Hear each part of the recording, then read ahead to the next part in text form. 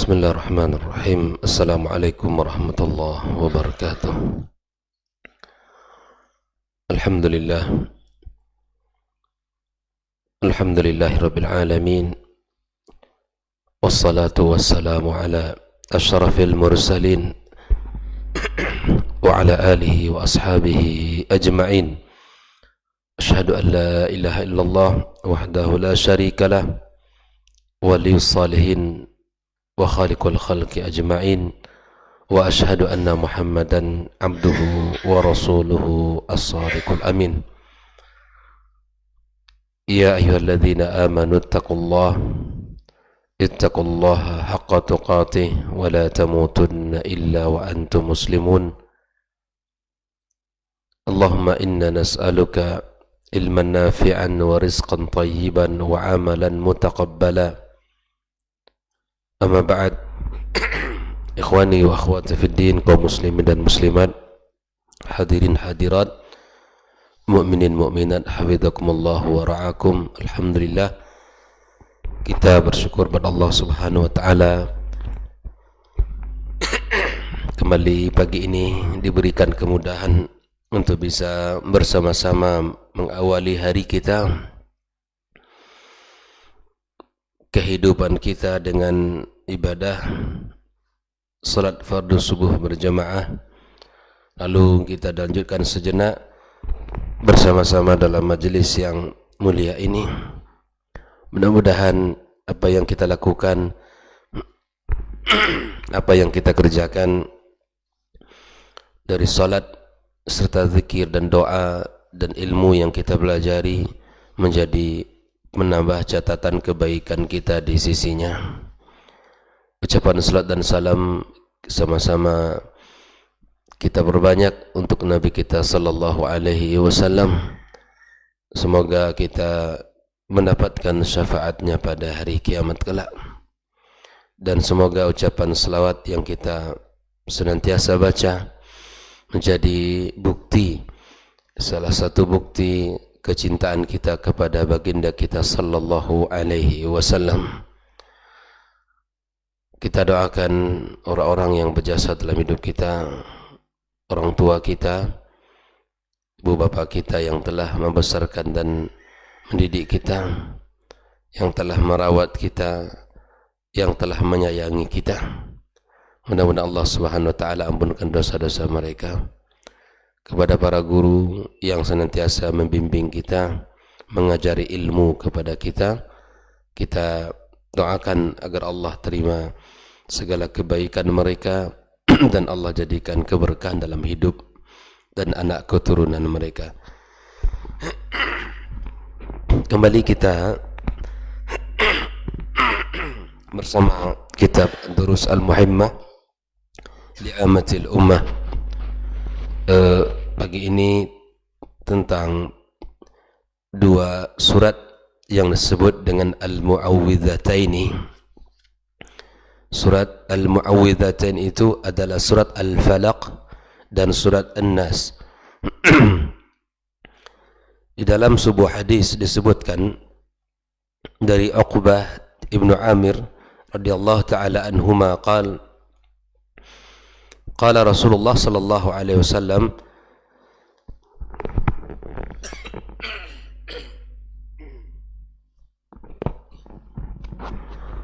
Nabi sallallahu alaihi wasallam bersabda, "Alam tara ayatin unzilat hazil lailah lam yura mithluhunna qad." Tidak ada ayat yang Allah turunkan di malam ini, ya, tidak ada yang bisa menandinginya selain dari Allah. Nabi berkata, "Qul a'udzu birabbil falaq wa qul a'udzu birabbin nas." Inilah ayat yang diturunkan, kata Nabi SAW, di malam ini yang tidak ada bandingannya. Ayat ini atau hadis ini hadis Imam Muslim dan Ahmad menunjukkan tentang keutamaan dua surat Al-Mu'awwidhatain ini. Wa an Uqbah berkata, amarani Rasulullah sallallahu alaihi wasallam an aqra'a bil muawwidhati fi duburi kulli salatin. Aku diperintahkan oleh Rasulullah untuk membaca dua al-muawwidhat ini, al-muawwidhatain ini di setiap kali selesai salat. Jadi kalau selesai salat maka kita baca ya la ilaha illallah atau istighfar, kemudian kita baca Allahumma antas salam wa minkas salam dan seterusnya, la ilaha illallah wa la syarika la lahul mulku wa lahul hamdu wa ala kulli syai'in qadir. Lalu kita baca ya ayat kursi, kemudian kita baca salah satunya adalah ya al-muawwidhatan yang disebutkan oleh Uqbah di dalam perkataannya ini. Dari Abi Sa'id, ini hadis yang ketiga tentang keutamaannya, radhiyallahu ta'ala anna Rasulullah sallallahu alaihi wasallam kana yata'awwadhu min a'yunil janni wa a'yunil insani. Nabi SAW diceritakan oleh Abi Sa'id Al-Khudri bahwa Nabi berlindung dari ya mata hasad jin dan mata manusia. Falamma nazalatil muawwidhatan akhadha bihima wa taraka ma siwahuma. Ketika turun dua surat ini, maka Nabi SAW menjaga dan membaca dua surat ini dan meninggalkan yang lainnya. Jadi di dalam hadis ini bisa kita pahami Nabi SAW berlindung dari gangguan jin dan gangguan manusia, ya, maka dengan cara membaca al-muawwidhatain ini, dua surat Al-Falaq dan An-Nas ini. Kemudian mari kita lihat surat Al-Falaq, ya. Surat ini digolongkan oleh para ulama kepada surat Makkiyah. Golongan surat Makkiyah yang jumlah ayatnya 5. Yang jumlah ayatnya 5 ayat. Tema umum dari surat Al-Falaq adalah Allah memerintahkan kita untuk berlindung kepadanya, kepada Allah Subhanahu wa ta'ala, dari segala gangguan makhluk, dari segala bisikan-bisikan syaitan, dan dari segala kejahatan orang-orang yang hasad. Maka kita dianjurkan untuk berlindung sepenuhnya kepada Allah. Al-i'tisam billah, kita berpegang teguh, bersandar seutuhnya kepada Allah dari segala gangguan-gangguan makhluknya, baik itu dari golongan jin maupun manusia. Adapun kaitannya di dalam dengan surat sebelumnya Al-Ikhlas adalah di mana ketika Allah Subhanahu wa taala menceritakan di dalam surat Al-Ikhlas bahwa kemurnian keesaan milik Allah di dalam ibadah kepadanya, maka di surat Al-Falaq ini kita diperintahkan oleh Allah untuk berpegang teguh seutuhnya kepada Sang Khalik yang Maha Esa, yang Maha Tinggi, di mana tempat kita mengadu, tempat kita ya bergantung. Maka inilah munasabahnya ketika Allah menceritakan dalam surat Al-Ikhlas di mana Allah Esa, tidak ada sekutu baginya, maka di dalam surat Al-Falaq Allah menyuruh kita untuk berlindung dan bergantung kepadanya semata, tidak kepada makhluknya yang lemah. Allah Maha Kuat, Allah Maha segala-galanya. Maka bergantunglah kepada Allah Tabaraka wa Ta'ala dengan segala urusan kita, dalam segala keadaan dan kondisi kita, dalam kesulitan apapun yang kita hadapi, maka serahkanlah urusan itu kepada Allah Subhanahu wa ta'ala. Ista'in billah wa la ta'jaz, minta tolonglah kepada Allah dan jangan kita merasa lemah. Wa idza sa'alta fas'alillah, jika engkau minta, mintalah kepada Allah. Ya, wa zasta'anta fasta'in billah. Jika minta tolong kepada Allah. Allah memberikan kepada kita penjelasan bahwa dialah zat yang tempat kita meminta perlindungan dari segala bentuk kejahatan. Kalau hari ini, di masa sekarang ini, di zaman penuh dengan fitnah ini, ya banyak orang-orang yang menawarkan diri untuk menjadi pelindung dan penjaganya. Ketika buka usaha, dia cari orang lain untuk bisa menjaga usahanya. Ketika buka lahan, dia cari cara lain untuk bisa terjaga dari segala bentuk gangguan. Al-Quran sebagai petunjuk hidayah bagi kita, sebagai panduan utuh dalam kehidupan kita, telah memberikan penjelasan langsung yang sangat jelas bahwa Allah tempat kita berlindung, tempat kita mengadu, tempat kita menggantungkan segala harapan kita. Allah Subhanahu wa ta'ala mengatakan, qul a'udzu birabbil falaq. Al-falaq as-subh. Katakan wahai Muhammad, aku berlindung dengan Rabb al-falaq, dengan Rabb yang menguasai subuh. Di sini Allah Subhanahu wa taala mengatakan faliqul isbahi. Dalam surah Al-An'am Allah katakan demikian. Allah tidak menyebut birabbin nas di sini, tapi birabbil falaq. Karena ketika kita mengawali hari kita, itu kita mendapatkan waktu subuh yang menguasai adalah Allah Subhanahu wa taala. Dan setiap pagi tiba, setiap pagi kita jemput kedatangannya, maka pagi itu menjadi tanda-tanda kebesaran Allah untuk kita, menjadi tanda keagungan Allah di tengah-tengah kita. Jadi ikhwani wa akhwati fiddin, pergantian malam, pergantian pagi, sore, petang, itu bukan sekedar fenomena alam, bukan hanya sekedar pergantian itu ya berjalannya waktu berganti hari, bukan. Tapi di situ ada tanda-tanda kebesaran Allah, tanda kemuliaan Allah, tanda keagungan Allah. Allah yang memutarkan, yang mengakukan pergantian malam dengan siang. Dan Allah jadikan malam yang sudah kita lewati sebagai tempat istirahat. Pagi kita jelang dengan aktivitas dan kegiatan. Allah jadikan sebagai tempat waktu untuk mencari ma'isyah dan kehidupan. Itulah Allah Azza wa Jal yang maha hikmah, yang maha hakim dalam segala urusannya. Lalu Allah Subhanahu wa ta'ala setelah memerintahkan kita untuk berlindung kepada Rabbil Falaq, Allah katakan min syarri ma khalaq.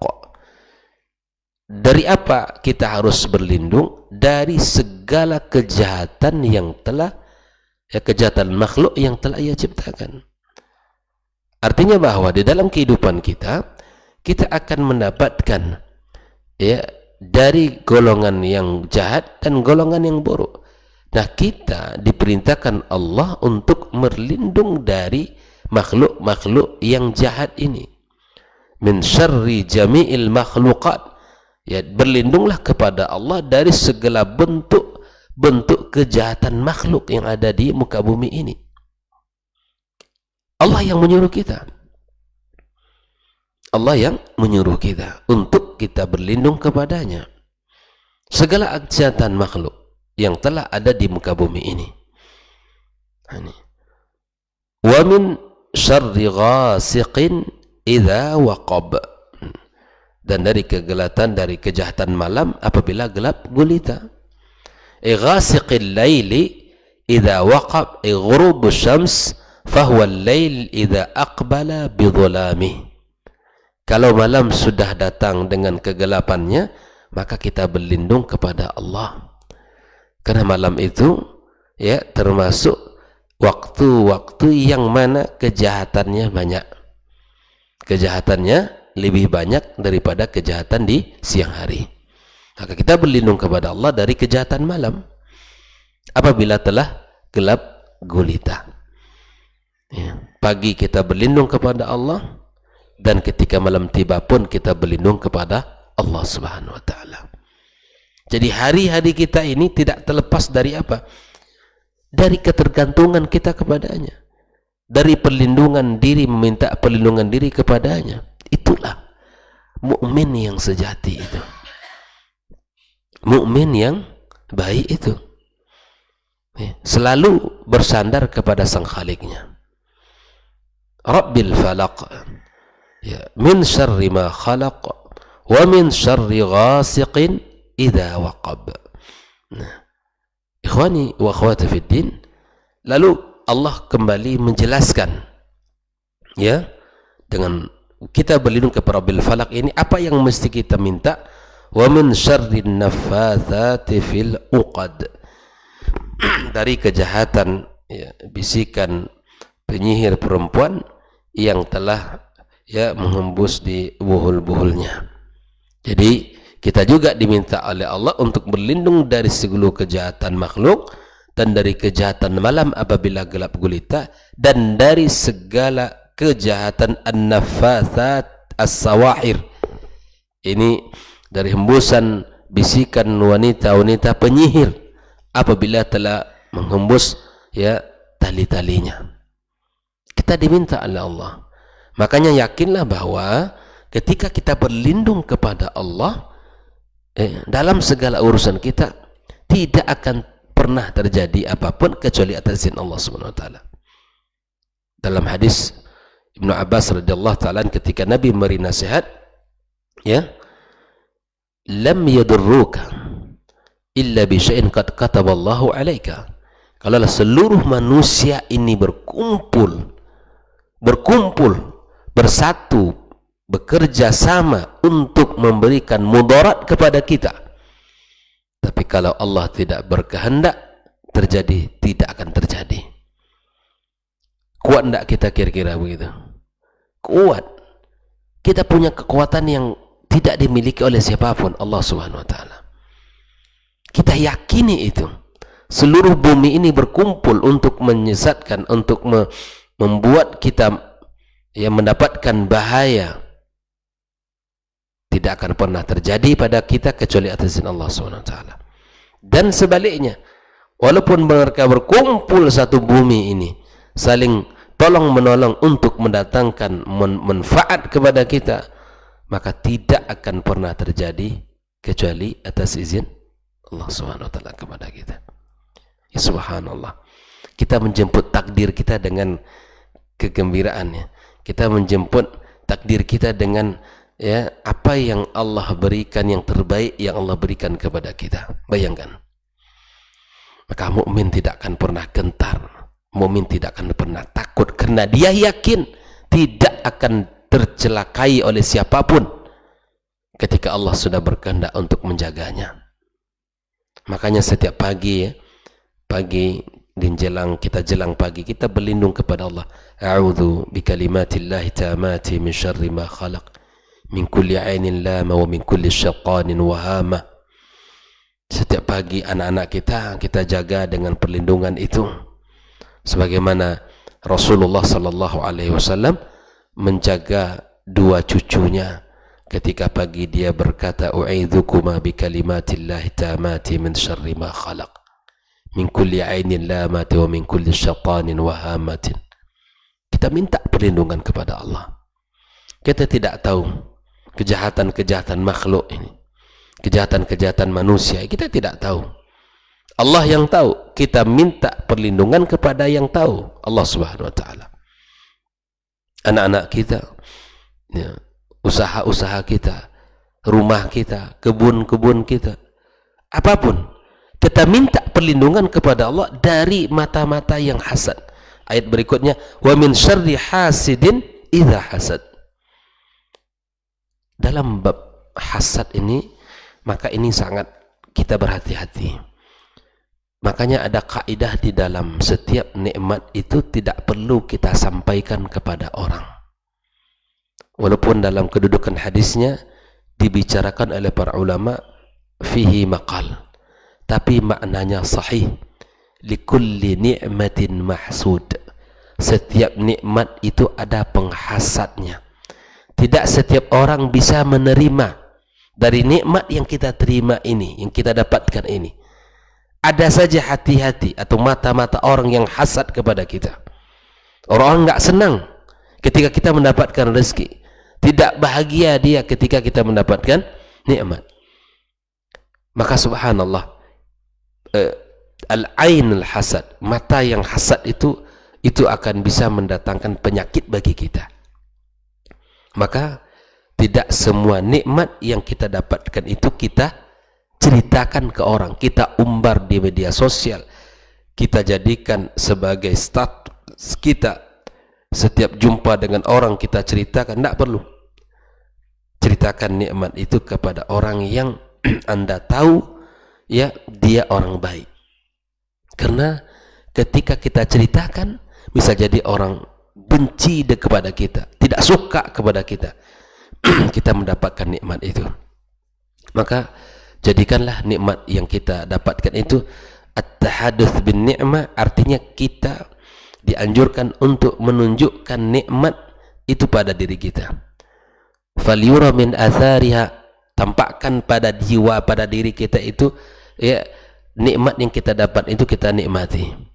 Kita beli baju, kita beli sepatu, kita beli apa yang kita sukai. Itu salah satu tahadduts bin ni'mah.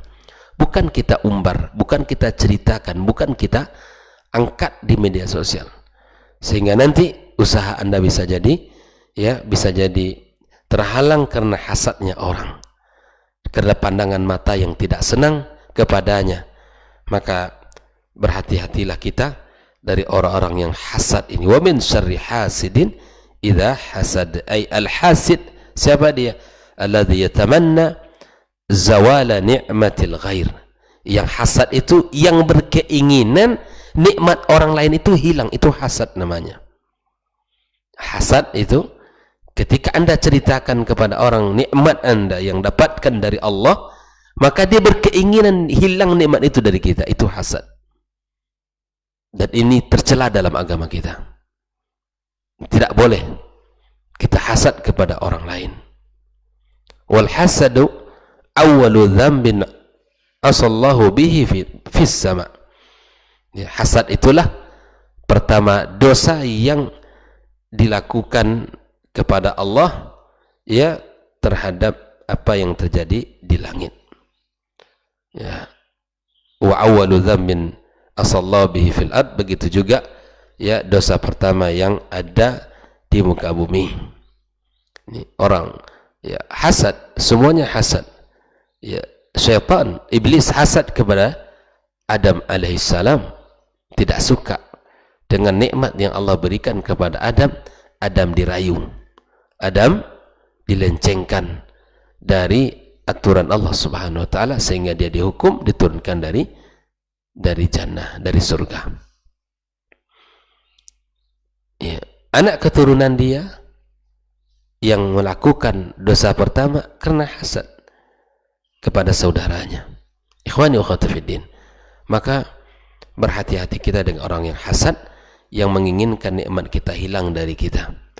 Al-hasad, kata Nabi SAW, ya seperti api yang membakar kayu, api yang melahap kayu.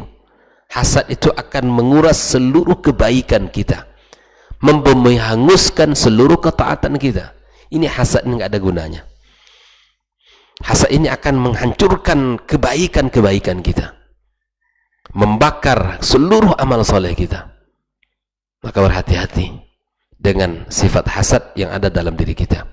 Dan hasad itu penyakit hati. Hasad itu penyakit hati. Obatnya adalah dengan senantiasa kita istighfar kepada Allah Subhanahu wa ta'ala. Maka tidak perlu kita hasad dengan rezeki orang. Tidak perlu kita hasad dengan apa yang diperoleh oleh orang.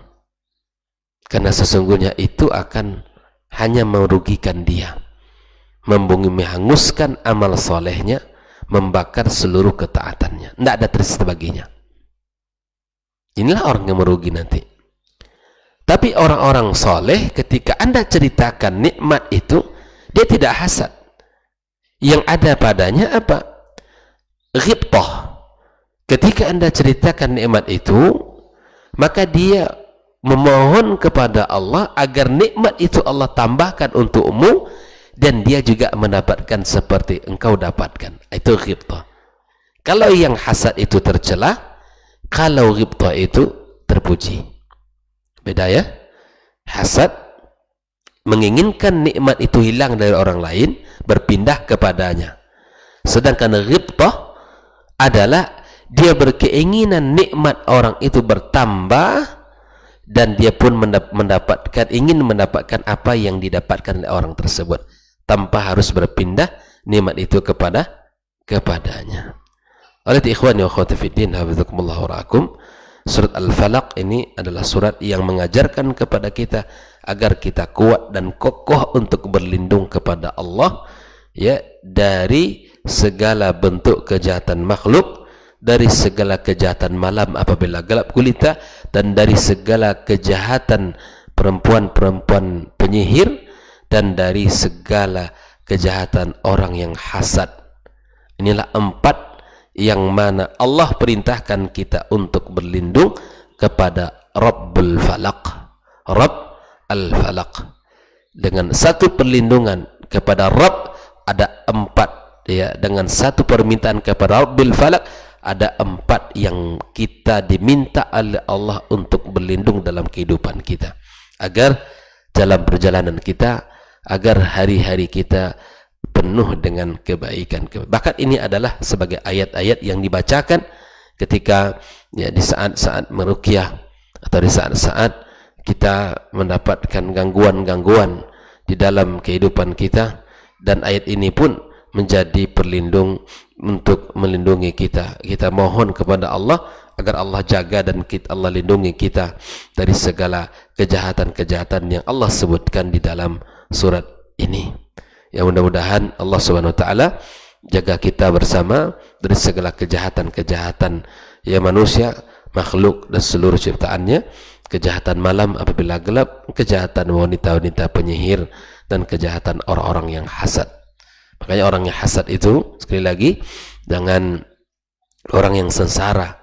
Sesungguhnya dia yang merugi orang-orang yang sempit dadanya, orang-orang yang sempit dadanya.